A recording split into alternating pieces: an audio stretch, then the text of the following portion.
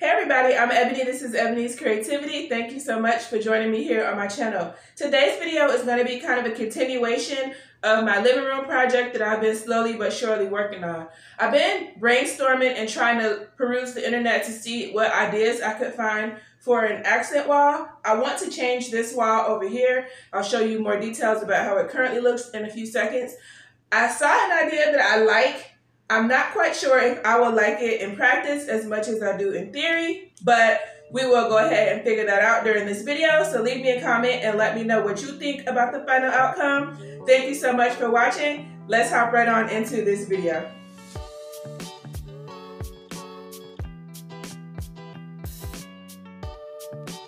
We are starting out this week's video in the hardware store, and I've got me a cart because I'm going to get several of these furring strips. These are also called 1x2s. They're like $2 a piece, so not expensive at all. They do have some sanded options so that you would be able to skip a step if you want to spend a little bit more money, but I'm very cheap and I have a sander, so why not spend a little bit of time and sand these myself. Typically they come with one side that's a little bit more sanded and then one side that's really rough and raw. So as long as you have a sander, don't need to spend the extra money because these are not that hard to sand down. In total, I used 21 of these. I've laid out half of my fern strips here, and this one is just too bent to use, so I'm going to discard that one.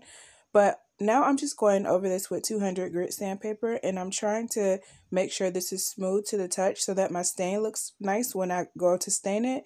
And also, I'm trying to remove this black stamp that they put on here. I don't understand why they put that on the side that is most sanded typically, but I guess it's just to make things harder for people. I don't know, but on most of mine, it was on the side that they sanded. It wasn't on the rougher side. So I'm just making sure to remove that as well while I'm sanding.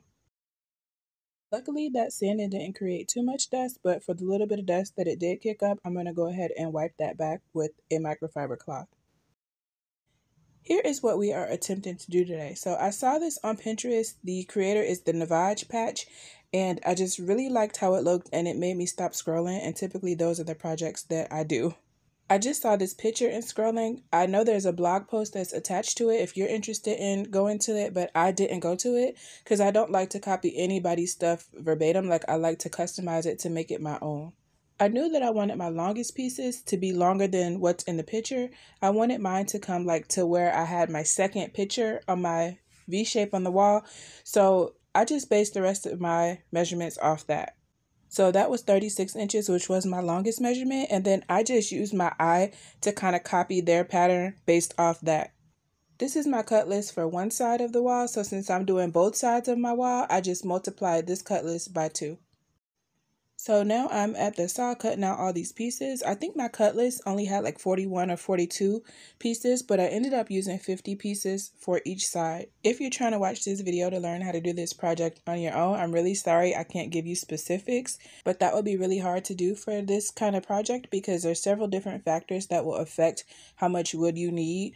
From if you do use 1x2s or if you use bigger or smaller pieces, how big your spaces are in between your slats when you place them, how long you make your slats, how high your ceiling is, all those things will affect how much wood you use. So this is one of those projects where you're going to just have to kind of trust your eye or overbuy or make a few trips to the hardware store like I had to do. I found this step very important, so I wanted to make sure to leave it in. After I finished cutting each size, I went ahead and labeled that whole stack to let me know what size it was, because eventually these will get all mixed up and you'll wish you had done this if you didn't. 100 cuts later and I'm all done cutting, praise the Lord, and I'm going in with my wood conditioner and I'm just applying that with a foam brush. I did end up doing this in a couple of batches just because my table wasn't big enough to spread out all my pieces, but this step still didn't take that long at all. Doing this outside on a hot day, so there really was no excess wood conditioner to wipe off, so I'm just going in with my Minwax stain.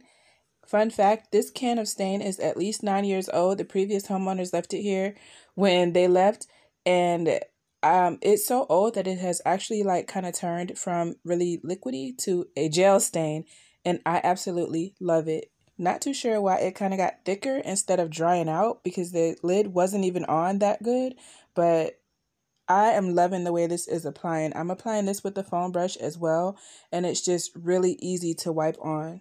About midway through doing this the long way, I felt like I should have just stained the pieces before I cut them, but I'm kind of on a time crunch because I'm trying to kind of stay on a schedule with getting these videos up, and I do work full time. So subscribe to my channel just because I'm a really hard worker. But other than that, of course, subscribe if you like the content.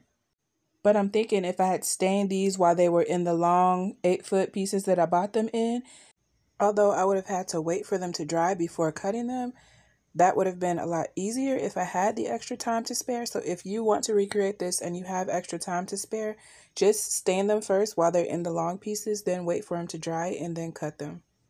And you're going to want to paint 3 of the edges on these and then 1 end for each piece.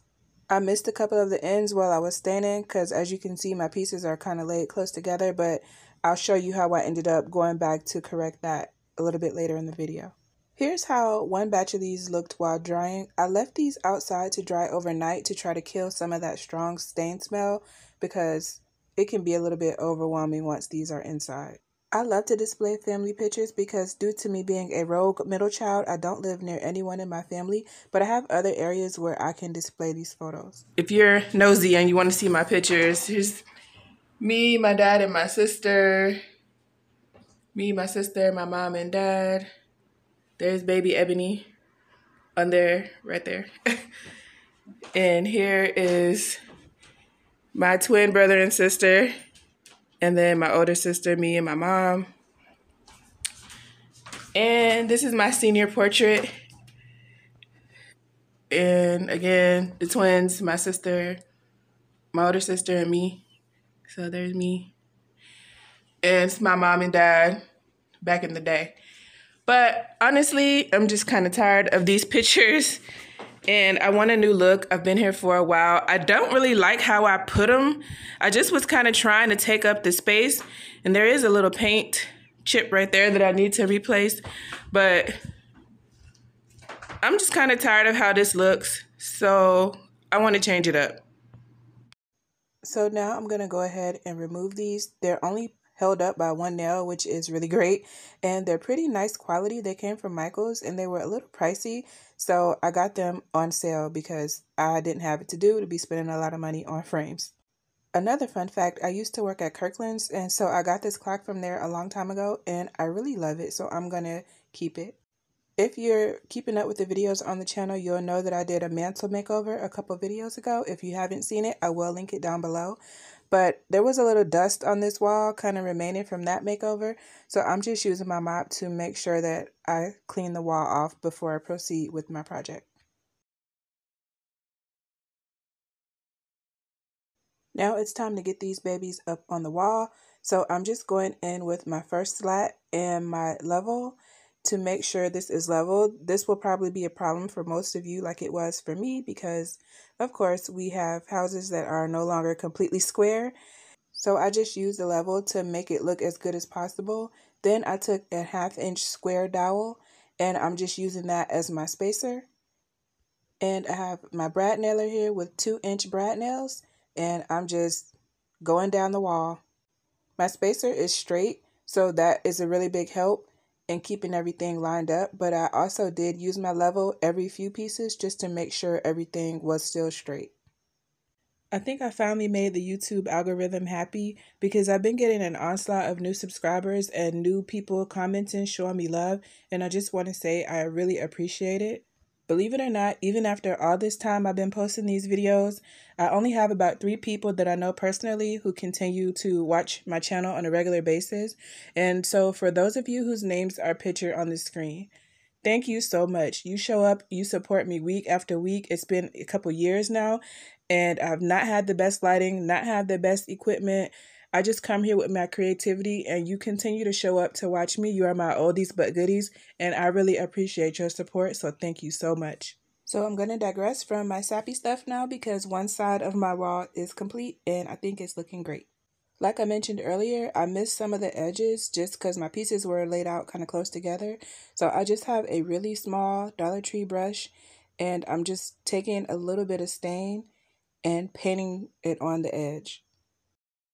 Now I'm on the right side of the wall, and it's really just more of the same, using my spacer in between the pieces, using the level every once in a while just to double check that everything is square, and working my way down the wall. So this looks like I forgot to do a lot of the edges on this side, and I really didn't. I just forgot to make sure that I was putting the stained edge outward. And so when you're doing this, if you decide to recreate this project, just make sure you double check for that. And on this side, I'm just doing an exact replica of the other side. So I wrote down what order my pieces were in, and then I'm just continuing that pattern on this side. I think I might have a little touch of OCD, so that's why I'm doing it that way. But I'm sure it would look just as good if you didn't pay that much attention and you just kind of put them up haphazardly.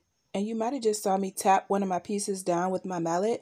And that's just because even though the level says it's straight, the eye is making it seem crooked. So I kind of used a mix of the level and my eye, because some of these pieces of wood are bent. You will need to trust your eye and just do what looks good to you on a couple pieces. Now I'm done with the right side as well, but I want to go ahead and get some of these paint touch-ups out of the way. So the color that I painted my living room is Dark Secret by Bear. This is kind of like a charcoal color. It's like a light black, or a really dark gray. So I really love this color. And I don't think I mentioned this yet, but each side took me maybe about 40 minutes to do. So this is definitely a weekend project. Aside from all the time it took to cut the pieces, actually putting them up on the wall was pretty quick and simple. So without further ado, here are some final finished images. Please leave me a comment and let me know what you think about how this turned out. I kind of don't like the clock with the wood, but I like the clock and I like the wood. So let me know if you think I should replace the clock or maybe add some brighter gold to it. I'm not quite sure. It looks a little bit off to me, but I really like the idea of keeping the clock there. So leave me a comment and let me know what you think I should do. Should I remove the clock, upcycle it, make it brighter gold? I don't know. Something looks a little bit off. I like both pieces. I'm just not sure about how they look together. So you let me know what you think. Thank you so much for watching, and I will see you in my next video. If you have the time, please select another one of my videos to watch from the choices on the screen or in the description box below.